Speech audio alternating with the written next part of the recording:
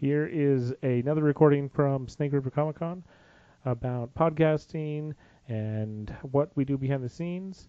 Ended up getting fellow podcasters Marlis and Sean from the Nerd podcast, Martin from Nerds and Stuff YouTube channel, and he's a podcaster, Matt from Dune Diner and Entertechment, and of course me from Geeks Are Wired, or Bill from Geeks Are Wired.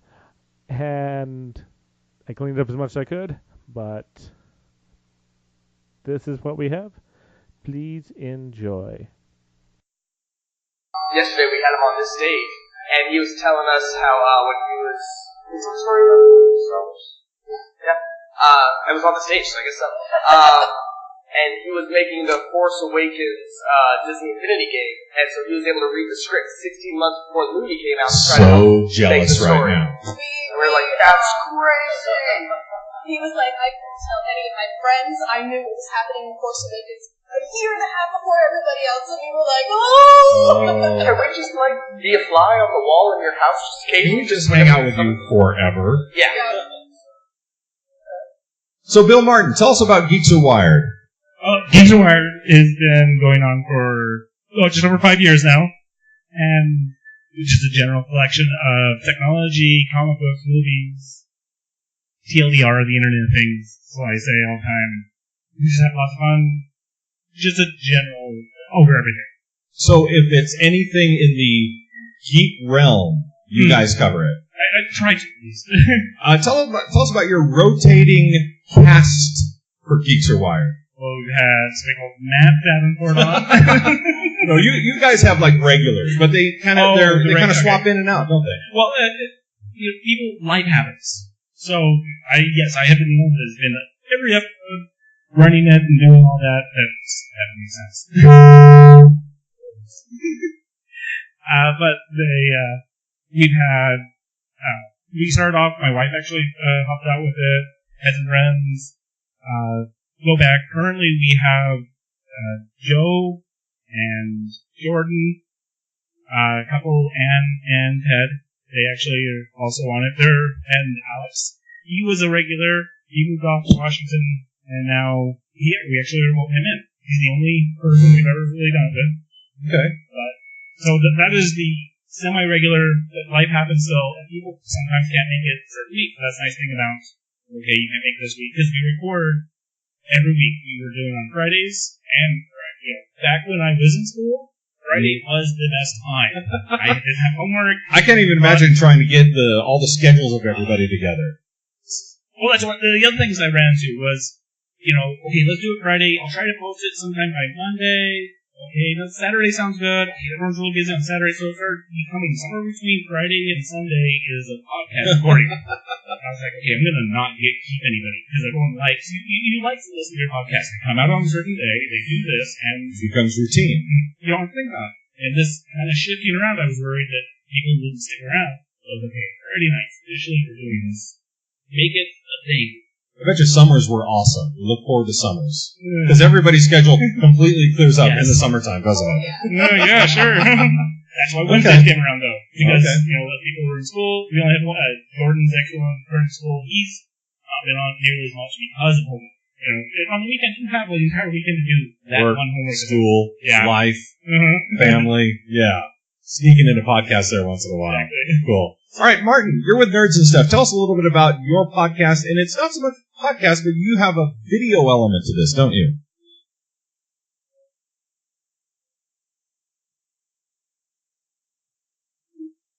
Yeah, so I run a YouTube channel called Nerds and Stuff, and we do, I've been playing role-playing games for the past decade, running them, cut my teeth on D&D 3.5 or 3.0, and I've just been playing role-playing games for a long, long time, and I really like to get together with my friends and started recording them, and I recently became a videographer by trade, and really wanted to kind of enter that market, but I wasn't so strong with audio as much as I loved video. So me and my friends decided to do some role-playing actual play content. We run one-shots and campaigns in Star Wars universe, in and fantasy, a lot of different elements. And so we've been doing that for just over a year now. And we've been to some pretty big gaming conventions like Gen Con, the biggest gaming convention in North America. Nice. Last year we met all the publishers, especially some of the ones of the games that we're playing. So yeah, we've been doing this for just over a year, and we've actually been met with pretty good success because of SEO and placement in our search engine. Okay, fantastic. Let's move it back over here. Tell us a little about how you got started, what equipment, how did you get started? What was that very first podcast like? Oh, man. So it was in, we actually interviewed Forrest. The Florist. Okay. And it was 8 years later. Okay. So we downloaded the free Audacity on my laptop.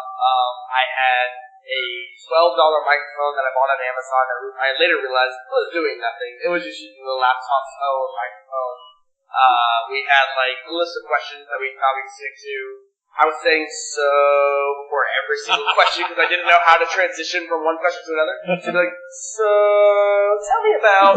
And it was super awkward, but it was a lot of fun. And every time we've done another one, we've been, tweak a little thing here and there. Yeah, the quality wasn't so great that after the interview, we started going into the stores. And we were instantly hooked. We were like, we want to do stores. And at that point, we were like, okay, we're doing it. Yeah. So, how long have how long have you been doing this? How many episodes have you put out? And what lessons have you learned along the way? Like you mentioned, you're always self-editing. You want to know how to do something better, how to do something better. From then to now, what have you learned? So we started in February last year. So almost 2 years. Almost 2 years now. We're very consistent, which is something that we are self-editing, working, trying to figure out how to build it into our schedules better. Yeah, our episodes are about an hour. We have 15. Yeah, around 15 episodes so far. And we just, a lot of it is just trying to find people that normally don't get interviewed and trying to convince them that, they should be interviewed, that they have something to contribute for us. And they're like, oh, you don't want to hear me. I just run a pizza shop on the road. But we're like, no, you have something cool. And so it's just trying to find people that want to do it. And it just takes a long time. Yeah. Yeah, and it's interesting because a lot of people do interviews on Skype or just calls. But we really enjoy getting the authentic reactions. Kind of face-to-face. Yeah. It's always such a great interview whenever we're actually there. So obviously scheduling is an issue. Right. All around. We actually drove the 3 hours to go from where we live in our city out here to Pocatello to get Tangle and John, who, as they were starting this, we drove the 3 hours and stayed overnight so we could get that live face-to-face.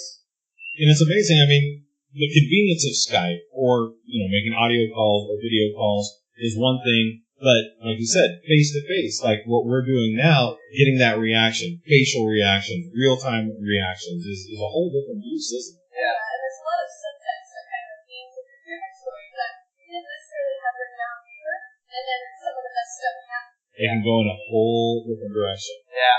All right, Bill, tell us, you guys are at what, 200, almost 300 episodes now? We're about 300. Okay. 270. So that equates to, let's see, 300 episodes in podcast time is about, 24 years real time? Yeah, it feels like that.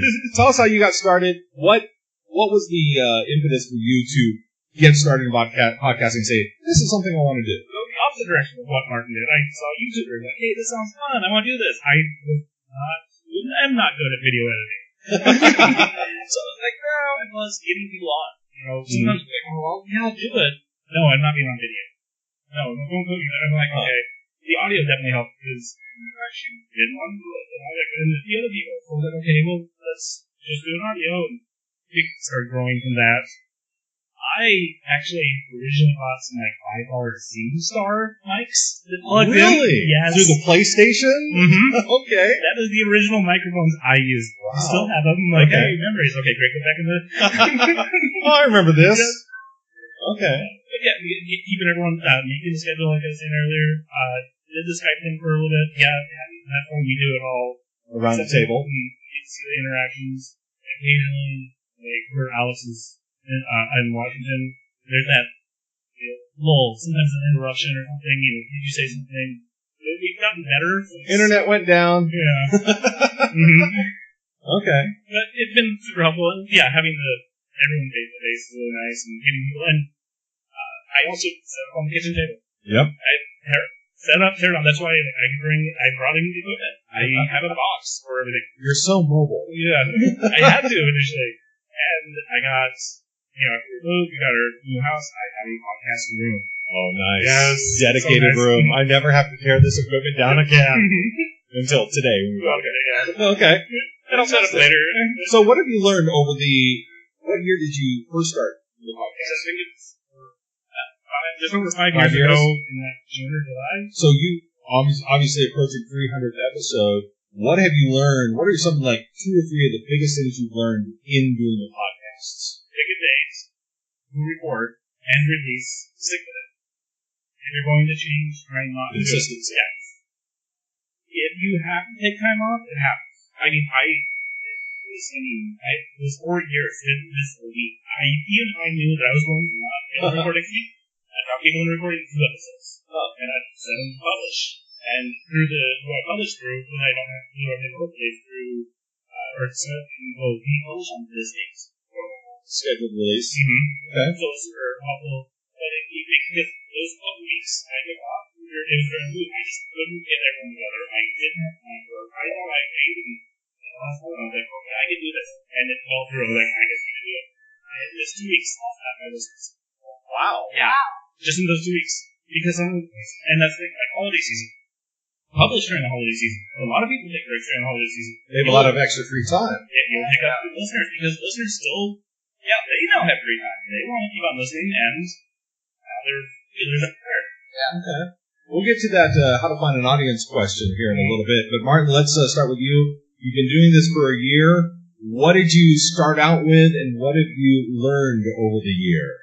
Yeah, so I felt pretty confident coming into the YouTube scene, as that had been a big part of the job, but one of the hardest parts about it was that consistency, was the mass production. When I hit this thing running, I had a 40-hour job, and I worked this YouTube channel like another 40-hour job. And that's why I have a lot more gray hairs in my beard today. But the first couple months, we had put out not too many videos. We were growing pretty slowly. It wasn't until we gained a consistent schedule and we started promoting on social media websites, especially Reddit was a big way to help our audience, and we can get to that in a few. But once we gained consistency and we had our audience start talking about our videos, and we put out about an hour-long adventure or session each week, and we would do several different games, several different one-shots, and once we started getting rolling, we would kind of get lucky and maybe piggyback off someone else's video, and our video would pop up at the end of someone else. So that was a way that YouTube really helped us grow, is the analytics in the back end. And I remember around Christmas, our first year, one of the Vlogscast spin-off channels, which is one of the biggest YouTube channels right now, they did a Star Wars adventure, and ours was the #1 recommended video afterwards. We must have gained 20,000 views in a week. Wow. Yeah, so it was, hooray for piggyback. Yeah, so but a lot of this has been hard work more than anything. We haven't made a lot of money doing this, but the biggest thing is you have to work hard at it, and it might not look like that on the outside, but a lot of blood, sweat, and tears put into the process. Now, with video editing, there's so much that goes on. Do you use 1 camera shoot, 3 camera shoot? And then how long does it take you to edit one episode? Yeah, so like I said, we do 1-hour episodes, and we do 1 camera at the end of the table. And we all do at the same table. We don't do Skype or anything like that. We want that tabletop experience, face-to-face role-playing that really brings out characterization and storytelling. And it takes me, for each hour we record, generally about 2 to 3 hours of post-production just to edit. We go through and we curate all of our content to make sure that we're not putting out a product that we're not proud of. Right. So but there are we do a lot of animations and stuff too. Like we did a text crawl for our Star Wars campaign that we feature every couple episodes, and that probably took me 2 weeks to make just for the text crawl, and then it jumps into a hyperspace time. Oh wow! And arrives at our table. So I do lots of stuff like that because that's the kind of stuff that I feel puts us different than A little the rest extra of the something. competitors. Yeah. It's the sizzle on the steak. All right. Right on. But you've been asking us questions about you, though. You still have a podcast. I don't get Well, this isn't about me. I'll be more than happy to talk about because it. you do all the Skype stuff, right? We do. I'll just tell you a little bit about what I do. I do a thing called the Dune Diner podcast, and it is 120% Star Wars. And it germinated from, I have a friend that I went to first grade with, and we've remained friends all these many years. We love talking about Star Wars. He lives in the Treasure Valley, Boise area. I have another friend I met in college who loves everything geeky. He lives in California. And so we started using Skype just to on Saturdays, old guys getting around the diner drinking coffee, talking about how those kids these days and their rock and roll music. And we just started talking, and then we said, you know what? We should be recording these. And so that's where Entertechment, it was Entertainment and Technology, and that's where that started in 2012. And then we started, it's like, we have such a wide topic, and we talk about anything, just kind of like geeks wide, anything that pops up in the news that interests us, we talk about. And then 2 years ago, we said, you know what? We all love Star Wars, except for one of the group. He's a Trekkie, and there's nothing wrong with that. But he's the counter to our balance. And so we said, you know what? Let's just hyper focus, hyper niche into the Star Wars community. And so the hardest part of that was trying to come up with a name for the podcast that was not already registered, trademarked, because you say Star Wars, there are so many Star Wars podcasts, and 90% of them are awesome, 10% of them are listenable, but if somebody's talking Star Wars, my attention is wrapped. So it's like, Star Wars, and I just want it. And then I want to talk about it. And so we started 2 years ago, we started the Dune Diner podcast. And so what we did was kind of a mix of, it's set in this restaurant that's out near Obi-Wan Kenobi's hut. And, it's one of those off the beaten path greasy spoons full of the Minoc wings. And we kind of take a food angle at it. And so we've got, when we do a little special effects in the podcast, we've got the diner chat in the background and try and create an element for it. But I'll tell you what, we used to do every week and then schedules, and then we said, you know what, let's just do it once a month. So we do a once a month podcast, and apparently there's a movie coming out in December or something. Hard to remember. So I think we may be talking about that next week. But just one Jedi, Uno Jedi, one Jedi, two Jedi. Yeah, it's Jedi. The plural. Red Jedi, blue Jedi. Yeah. That's awesome. So that's a little bit about Dune Diner. Let's get back to the Pave Your Own Road podcast. How did you guys find an audience, or did your audience find you? I think they found us. We started this for us, for just the two of us, because Oh, we're not sing too much, man. Yeah. Copyright Anyway. takedown. Thank you, takedown notice. Yeah, like Sean said, people weren't taking us seriously, so we put a microphone in front of them, and suddenly they would actually listen to good answers and good advice. So we were like, oh, we can put it up, but we didn't do anything. We didn't try to advertise. We just were like, let's stick a name on it. Yeah, and send it out. It's hard to find people that want to listen to entertainers and entrepreneurs. That's such a weird, I don't It's know. a niche. I don't know a central point of that niche either. It's weird to find that specific niche. And then people started listening. Yeah. They found you. Yeah, and then there's some people that are like, hey, so what are you doing next? And we're like, what? Yeah, we've had some You're people expecting email. an episode? Yeah, we've had some people email us being like, hey, can I be on your podcast? Because I have Okay. this thing where, I'm making, and I'm like, that's interesting. And then people want us to go to them. It's really cool. Yeah. Social media. How are you guys handling social media with your podcast? We hadn't, but then about a year ago we started a nerdy website as well called Nerd. And as we started doing more episodes of In Your Own and writing more stuff for the Nerd, we realized that there was some crossover. Okay. So we kind of We're experimenting with that right now. Yeah, we're now stepping out into Instagram, Facebook, obviously. A little bit of Twitter. Yeah. Exploring the social media universe. Yeah. Okay. Well, Bill Martin, you might want to hold that microphone because the next question goes to you. How did you find your audience, or how did your audience find you? I do this. I started pushing social media, tried to hit Reddit, Instagram, Facebook, Twitter, and Twitter. I can't make 120 characters. Little cool thing, so I don't use as much. Well, maybe you get 280 characters here pretty soon. I don't know. Well, but I started Facebook was so. I kind of did well. Instagram, I really kind of grabbed onto. Like, I like this. Okay. I can do edit some pictures, or I can get some stuff. Especially where each episode of my podcast has a picture of this. Okay. So, I do something with that. It's related to the title of it. And this works really well for Instagram. So I tried to push Instagram. And yeah, with the social media, the more I notice this I can drop and level and everything. If I am pushing social media out, if I'm pushing my Instagrams out, tons of pictures of me making people like it and enjoy it, I gain listeners. I actually had one person that messaged me on Instagram. I was like, "We're a podcast?" And I was like, "Yes, listen, let me know what you think."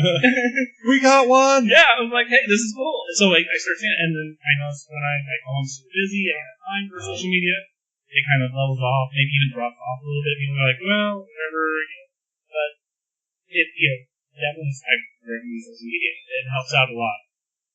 I also have a phone number that I can call. It's a Google number. It's real simple. They're free. I have the Google email address. And so I push those out there. They're on the show notes. That's the other thing, the show notes. When I put in, I've seen podcasts, they go, "Oh, well, we had a podcast." Great. Fantastic.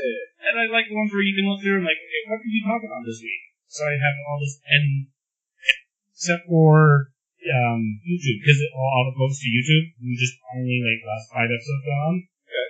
It will, you can click on, and Google Play, you can click on the links. Okay. So iTunes works really well. There's so many that push out. You can get an RSS feed direct to your phone. So I don't have a Google phone, so doing this is early. So Android users didn't have a podcast, so I paid $5 for a Pocket Cast app. Okay. But it just grabs the RSS feed, goes in, but I can click on all these links, and I feel like, hey, people can call and see what I'm talking about. A little bit of interactivity in there too. Okay. So Martin, tell us about your audience. Who found whom? Yeah, so when we first started on YouTube, it was really just friends and family that were subscribers, and it was a pretty slow first 2 months. And one of my buddies does miniature painting tutorials and full paints and stuff like that. And when we first started releasing our role-playing content, we would post in Star Wars Reddits and role-playing subreddits and stuff like that. And the growth was pretty slow early on. But the miniature painting content was people were signing up in droves. Really? Yeah, so one of the very first tutorials we put out, was our biggest subscriber spike in our history of our channel. So Reddit was such a key tool for us to be discovered. And so really we were making our content as best as possible and putting it out there and doing some shameless promotion. Right. And, very much checking the rules off to the side to make sure we weren't violating subreddit's terms of service and stuff. Right. But we definitely hit social media pretty hard and early on. And luckily, we haven't had we've kind of hit market saturation for promoting our stuff on Reddit. When we're doing a 45 episode campaign, posting new episodes on Reddit doesn't get so much traction.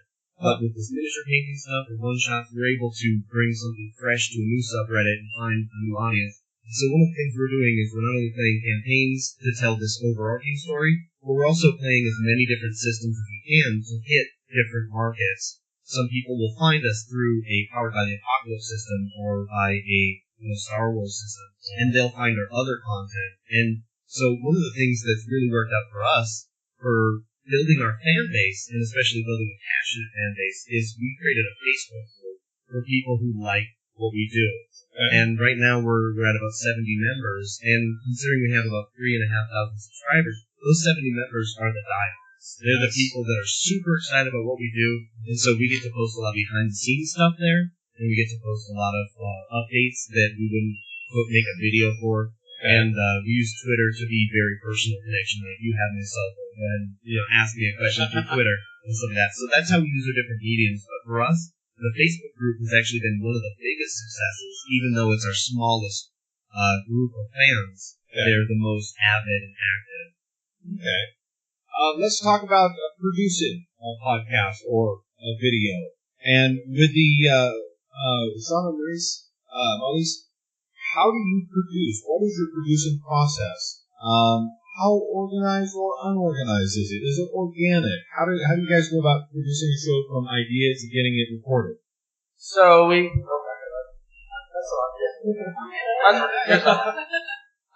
So first we try to find the person that we would want to have on, whatever small business or entertainer they are. We'll spend an hour before, the night before, just going through questions.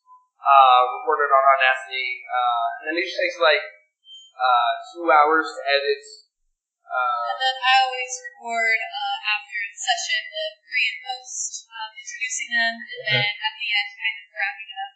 And that's after the interview, so I always do those. And then as far as the questions, after we learned that people really like hearing stories, I kind of started writing more of the questions to lead people in the stories. Okay. Obviously, sometimes we do want the nitty-gritty. Right. We want the details of where did you go to school for this, what are the technicalities, and then we always have questions that lead to this awesome narrative of their life. Wow. So yeah, I usually do questions for that, and then he takes care of all the editing. Yeah. 2 hours of editing, put it up on Libsyn, liberated syndication. Right now we just have it going towards iTunes. We're still figuring out a lot of work and stuff about it, but yeah, so it's pretty simple setup. We don't have a whole lot of specific thing, a whole lot of things. Yeah, and it helps that we're married. Right. Because we're always share the load. Yeah. Scheduling is easy. Scheduling is easy. Oh, we're both sitting on the couch watching Netflix. Let's take a break. Right. In the intro real quick. Yeah. So as far as the workload, it's pretty shared. We communicate a lot about something, so it's pretty simple. Okay. Bill Martin, what's your producing process like? You guys, you run the gamut. If it's in the news, what do you use to go search and find what is going to be on the show that week? Just being online, searching, things that I'm normally interested in, and knowing also what's coming up, Star Wars, the movies, things get announced. We've heard of it. Yeah, Force Friday, Force Friday happened, and right. So you kind of prepare for some of the bigger events that were going to be coming up. Movies, big drum movies are doing it, what's coming out. We're very heavy on movies for quite some time, and trying to change things around, start getting more into smart devices for your home, start talking about that, or kind of just using Reddit, Facebook, Google, having the Google send me messages. They do certain with my email. Okay. There's just, and that's the thing about being the general podcast I do a bit is there's a lot, and there's times I'm just I'm just going to talk about something. But having things set up is definitely better having than not list. having things set up. And we were using paper, and we're okay, we gotta hand this around. Okay, some podcasts have heard. What is that? What's great is if your internet doesn't work, you have the paper you wrote on, so you can still record. Some people like it. I couldn't quite do it. Started using Google Keep, but we had iPhone users, and it would destroy their batteries. Really? Yes. Wow. So I found Trello. Okay. And what's nice about that is I have these flows. So hey, this is what we're doing. I can link it. You can do an add-on for your Google. So hey, this is a little interesting. Sometimes I'll just something happened. Grab it, throw it in my Trello list, and then I can move over. So now my first one is, we can talk about this. The second one is, this is what we talked about on this episode. And I can name it right there. Check. Exactly. Okay. That's great also for going back and, linking again. Right. And you mentioned Trello. I can get to it. And so you mentioned before that this is at your house. I'm assuming that you are the editor of the podcast as well. All and everything. Yes, I use Audacity. I have used Adobe. Okay. I can see Adobe working really well. I don't have the money for it, for the cloud account. There's a lot of this. I do have access. I could get it for free, but it's something I've been doing for 5 years. And now I have to learn this new. I'm sure it's a great program. People who use it love it. Using Audacity is what you know. And I started, I don't know how to do this. Well, let me Google this. And that's the biggest thing. It's whatever you're using, just Google it. There's going to be a YouTube video showing you how to do it. I found out, I was looking for this, how to get rid of that background voice. The guy was like, oh, my dog's making noise in the background. I can look. I'm like, you can do that? One click and you can erase your dog? This is the best thing ever! That's how I made if you go back and listen to our old ones, there might be the static or background noise that I have. That's the number one thing I do every time. I'm like, this is the sample, background noise, static, whatever. Well,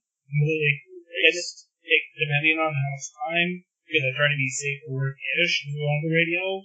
So I try not to swear. Early ones, you didn't care. Yeah. So they're kind of cleaned up over time. So you can say doesn't kind of go and edit sort of it. But the one part is what we're talking about is what goes up. Okay. So we try not to swear. If we do, okay, back and follow, mark it down, and try to hunt it down within that general time period. If there's a little more editing that needs to be done, it takes a lot of time. But when it's just this almost push, I could probably turn the podcast around the moment we're done recording to push it out in fast in a half hour. Okay. Yeah, it gets some because I've gotten so good at just doing it. Become routine. Okay. Martin, tell us a little about your producing process. How do you know what game you're going to play, what you're going to film? Yeah, so we have campaigns that are just weekly, and so that's one thing. But we also try and figure out stuff that might be seasonal. Like obviously October's coming out. Me and the group really like to do horror genre games, and so there's a lot of fun different games you can play in that genre. And one of the bigger games is called Dread, which is like a Jenga tower, and you pull from the tower when you have to do something under duress or anything like that. And the crazy part about that game, especially for video, usually role-playing is really easy to listen to, but maybe hard to watch. Right. When you play Dread, and you can see these people at the table, tense and anxious, and standing up and so terrible, brushing the sweat off their brow, and so and the other people around them scaring them, spooking them, trying to knock them off their game. And we play at a pool table in my basement. I have a game room dedicated to the production room. God bless my wife for letting me use a room of our house to do that. But to see that at the table, to see everyone leaning away from the table, and to see one person coming in with a shaky hand, that's really a pay dirt for some videos like that. That fourth cup of coffee. Yeah. So we try and pick out stuff that either we haven't done before, so we can hit a new market. Right. We're always trying to cast as big of a net as possible. So we have games on the horizon that might feel a lot like Stranger Things coming out. So a game just came out called Tales from the Loop that we're really excited to play. And so we pick stuff that might be topical or seasonal because that's what people are searching for. Google is actually a wonderful website for reading analytics, and so we go in and we see what people are searching for using Google Trends. And in October they're looking for a little more horror stories. Right. So, but we can also take stuff like Christmas time, and we could run a game Dread in a horror genre and make a werewolf game called Santa Claus, but Claus attacking. Yeah. Oh, nice. And so we're definitely trying to find out how to make things topical and seasonal. And if there's a new game coming out or a new game announced that has a lot of hype, we'll look at that stuff and try and figure out what the market is hungry for, because that's how you grow. That's how people find you. And about 10% of our audience comes from people just Googling that genre. The other 90% is a lot of recommended analytics and stuff like that. So, but that 10%, if we're in that right market when they're Googling for it, we're on the front page of YouTube in all these different categories that we want to be in. So we have been really successful there. But mostly for us, it's what's topical, what's seasonal. And a lot of stuff, too, is we'll play a game in a certain system. And our fans was like, oh, I love this system. Have you tried this sister game to it? And so a lot of our stuff, if we get enough fan requests, then we'll play a game in the new system. Just to kind of keep them excited, because if they love what we do, they might show their friends, and if their friends subscribe. I mean, the idea for this. Yeah, and it's just listening to your audience, and YouTube is amazing because you have a comment section right below, and they can just interact, and they'll tell you, like, one of our guys almost watches our content to where he live tweets his thoughts in the comment section of YouTube. Awesome. And so it's just moments like that where you realize that you're not just a bunch of nerds in the faces playing a role-playing game, but all of a sudden, beyond us. Yeah, what blows me away is 40% of our audience is international. We're a bunch of nerds. We're not celebrities. We're just a bunch of friends playing games together, in the basement.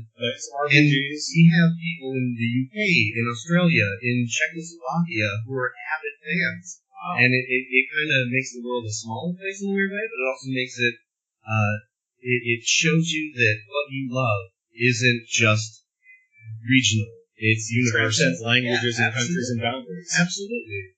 Okay, very cool. Now, the name of this panel is Podcasting for Fun and Profit. We're going to talk a little bit about the profit side of it. Let's start with the pave your own road. Do you guys go out and try and find sponsors? Do you try and find revenue? And if you do, how do you go about it? One of the things we were trying out for a while, we do a lot of small businesses, and we were thinking, people in the same town might listen to it, but they might be like, hey, I was on this podcast, check it out. And so we were like, and that business had an ad at the beginning. So one of them was a florist, and they're like, you come in and say, hey, I listened to you on the podcast, you get 10% off, and then we get paid back for that. Okay. And so we were thinking about doing some of that stuff, and lately we've been doing a lot more entertainers, and so it's hard to find the same ad revenues. And so some we're still playing with, some we're still trying to figure out for ours specifically. But that's kind of where our head is at, is we're already talking to businesses. Let's use those businesses to try to advertise for us, and it's kind of a sketch like that. Yeah, as far as money, that's not existent. Right. And it's one of those tough things that I've found is that obviously we do this because we're passionate about it. Whatever it is that we're talking about, we have a hunger for it. We're willing to do it for free. Unfortunately, or pay for it. Yeah. But it costs money for equipment and time and resources. And so you want to, say, oh, it'd be great if I could just do this for a living. Yeah. And that's the hardest part of it, is trying to find out how to do this for a living, because people want proof of performance. People want numbers. And they want to see, well, this guy over here, he has 45,000 downloads a week. And this is me personally talking. You have 20 downloads a week. Why should I pay money to advertise on your podcast? Yeah, I mean, we don't do it for the money. I mean, for us, we both have jobs. But I mean, we love it, and we love seeing people just when they're talking about what they love, you just see the passion behind it. And for us, it's worth it. It's worth it for us to buy an expensive microphone. And even though we don't get paid money a lot of times. Yet. Yeah. Always keep that yet out there. Yeah. Almost. Someday. Yeah, even though we haven't yet been paid with money, a lot of times when we interview people, it opens up more connections. Or they give us some of their product for free. And word of mouth, too, because they might be talking at the old, I guess you say, the old Chamber of Commerce meeting, going, hey, I heard you on such and such a podcast, and you're talking about such and such. Well, I was on a podcast, had a really good time. You should try it out. Yeah, so kind of helps each other out, especially because we kind of do it within the same town, businesses and stuff within it, so they can kind of talk to each other. Yeah, it definitely has a community feel, and I think the way that we go about asking the questions, people are really interested in it, and they really love our style, our storytelling, and hopefully, fingers crossed, that'll kind of push us up to the next level. Nice. So, Bill Martin with Geeks Are Wired. Tell me about, you've had some success going to local merchants and striking up that relationship with local merchants to talk about them on your podcast. Yes. And that's the biggest thing, is that you need to just go and do it. What's the worst they can say? No? It's oh, okay, whatever. And I've had that. Well, get out, I have a shotgun. That could be worse. Oh, okay, that could be worse. No, I could see no. But if you're on the merchants, usually they keep their shotguns down. So okay. I haven't been shot at Yeah. And then sometimes they ask for numbers. And they're like, okay, yeah, here's numbers. Sometimes they're like, okay, one of them was back when it was Carmike. And I was fairly new. And I was like, hey, I know podcasts go get free movies. And I get in on this. And they're like, I've never heard of you. I'm like, okay, well, yeah, that happens. Sounds like it. But over the years, you have struck up a relationship with them. And that relationship has, let's just say, paid off for you. I was getting discount movies. yeah. And I wasn't getting paid. Right. There wasn't any, It was intangible. Yes. But, I look online, because there's even things like, if you have a website, and I need to get that back, you can also set a deal with Amazon. Hey, look, use our Amazon link. We get X percentage of what you buy. If you're buying it anyways, help us. There's stuff like that out there. Ask me questions. Sometimes they want those 10,000 dollars. That's usually the minimum that they look at. And it's about going to have a listener is what they pay out.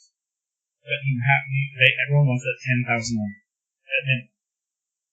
Some want more, but that's usually the good start. I'm kind of close. Like I said, when I took 2 weeks off, they lost. So it's like, so close.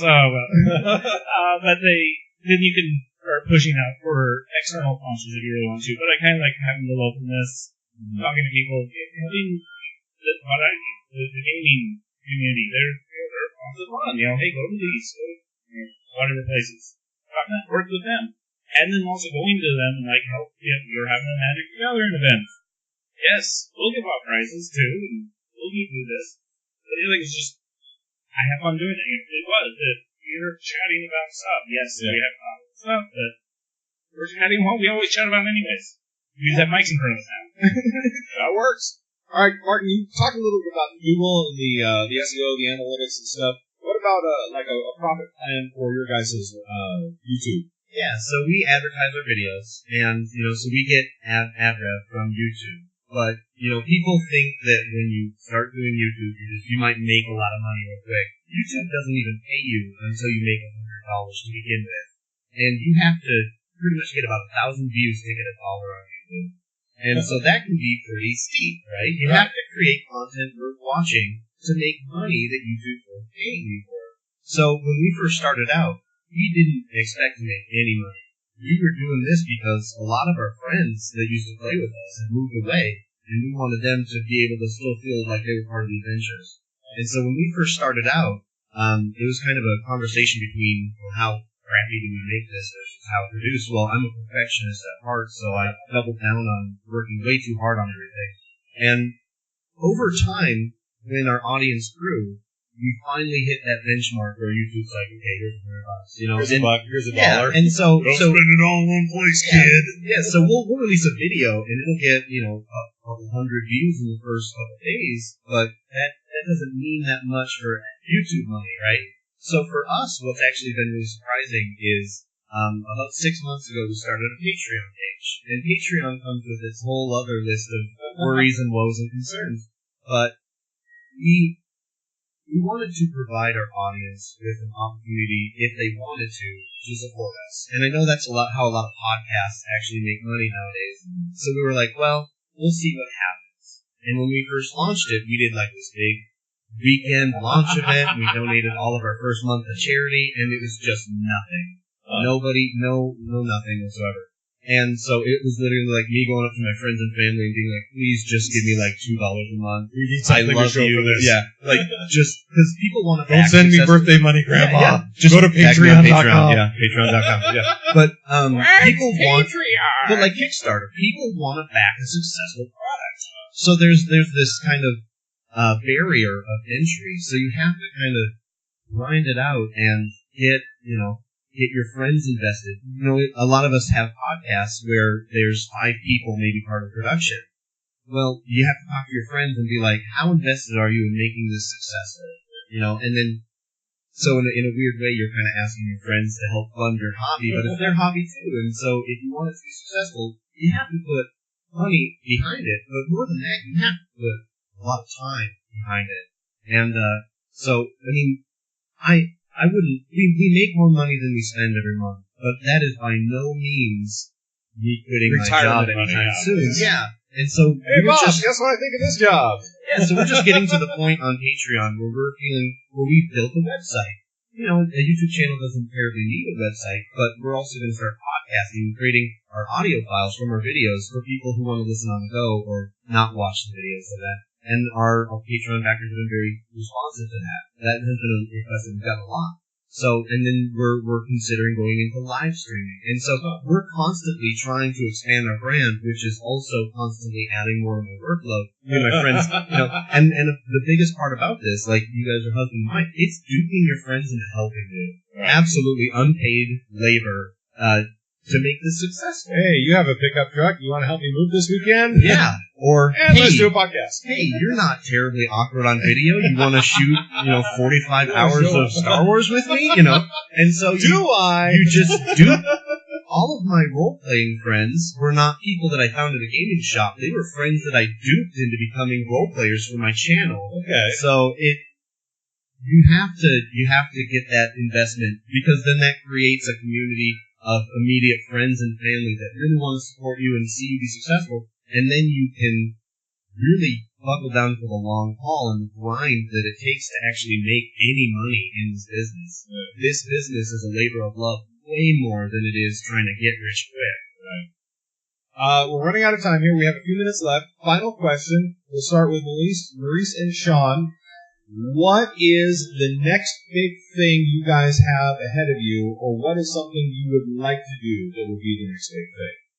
We are thinking of slightly changing the style of podcasts. Because right now it's just kind of the same small town, small business entrepreneurs, and we're thinking if we can go specifically have multiple people do the same job, and then get into more, get more details on the nitty gritty. That way, if someone, specifically, the reason behind that we want listeners is that they're like, I want to do that. How do I do that? And so we're thinking about putting more of the, what's the average salary? What's the average education required? What's the, what do you need to do to actually get to the point where you can start this thing? What training specifically have you got for it? So we're thinking about adding a bit more technicality on our end, doing a bit more research, and then having our guests give just the stories and giving us the technicalities offline, so we can get the more exciting stuff from them and the more technical stuff from us. And then we're thinking of just to try to be more consistent with our episodes, because that's something that we realized. You guys are saying it's great.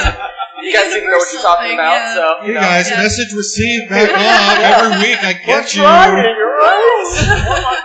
Or monthly. Yeah, that's correct. Whatever it is. We're thinking, so a lot of times after we've turned the microphone off, Sean and I start talking about what we just listened to, and it's almost like we're tearing apart what happened, and we're talking about the pros and the cons of being an actress or being a voice actor or being a cosplayer, and we're like, maybe we should record this stuff too. So we're thinking about having almost in between episodes. The being BTS episodes, behind the scenes. Yeah. So we're definitely excited. 2018, we're definitely going to shift, hopefully for the better, and have more crossovers with our website, because that kind of took off more than our podcast. So That's why we're here. yeah. Between the podcast and the nerd website that we have. Yeah. So we're really excited for the future, and we'll definitely be pushing more for the social media. Obviously, you guys are pros, so Yeah. Compared to us, you guys are. So, Bill, what's the next big thing for you? What's something you're working on, or something you would like to work on? I probably want to get a website back. I had one, and then I didn't pay for the renewal, and I'm kicking myself because it's hard to get that one back, so I might have to do the Geeks Aware podcast on something like that. What's nice though is also when you hear Geeks Aware, you that one from your podcast. That's put the podcast in my name. Fine, I'll accept that. Just what I maybe getting the social media and the analytics, even I don't use YouTube, I still see the analytics. Yeah, having everyone from overseas, on the. I'll give my website that. Okay, fantastic. Martin, how about you? Next big thing for you, something you'd really like to do? Yeah, so I am way more ambitious than I have time to do all the stuff that I want. So Here's the list. Most immediately, we are actually performing live today on this very stage at 4 p.m. So me and my crew are doing a Scooby-Doo adventure today at 4 p.m. Awesome. So if you like role-playing games... Zoink Scoob! Yeah, so we've been practicing our voices. We've been watching the 1970s TV show Getting Ready. So it's going to be really ridiculous. We have a cosplayer that made costumes for us. So it's going to be a lot of fun. So that's the immediate. But we have podcasting starting soon. We want to do...